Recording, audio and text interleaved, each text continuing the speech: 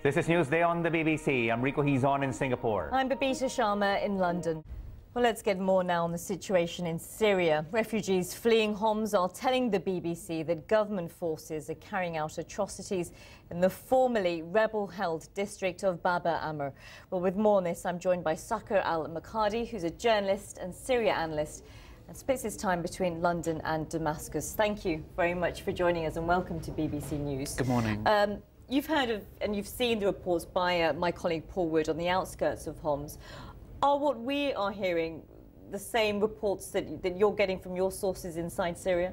Well, you know what? It's been incredibly difficult to get any news out of certain districts of Homs for the past month. The city's been besieged. Certain neighbourhoods have been totally cut off from the world, cut off from electricity, from water, and certainly from the internet and phone communication. So really, these reports that we're getting from refugees who are fleeing the city and crossing the border into Lebanon really are the first-hand reports that we're getting out of the city in the past month. And what's really incredible is that we're seeing these massive population moves. You know, we've heard of 2,000 people possibly crossing the Lebanese border in the past couple of days alone. And this is, you know, movements over large distances from the city right across to the border. So it is really dramatic stuff that we're seeing.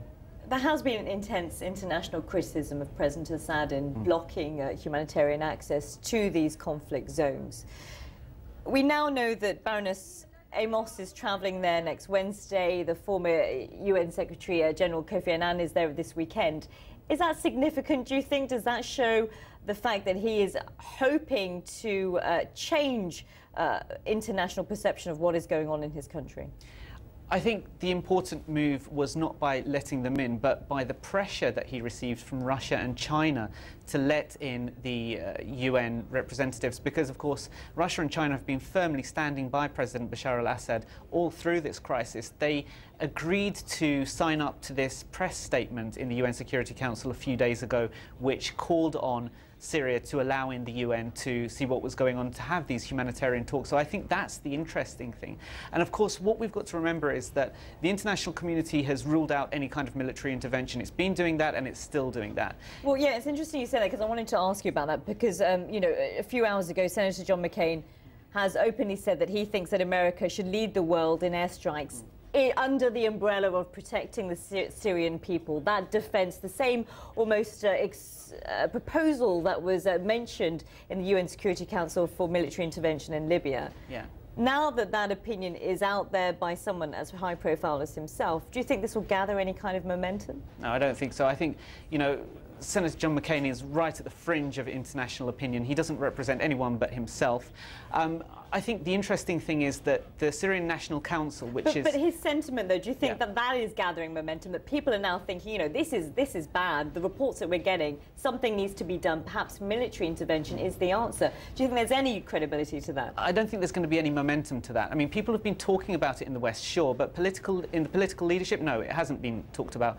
And the reason for that is the Syrian National Council, which is kind of a representative group of many of the opposition groupings, has ruled out any kind of foreign military intervention. So if the Syrians are saying no, how can we in the West say yes? It's not feasible.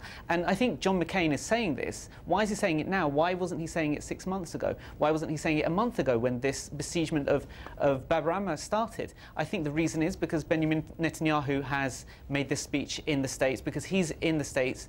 John McCain clearly is concerned more about the people of Israel and about Israeli public opinion than the people of Syria and Syrian public opinion. It could be that more's come to light over the last few months, but we'll have to leave it there. We could talk plenty more on this, but Sakar Al-Makhadhi, thank you so much for joining us. Thank Appreciate you you coming in. Thank you.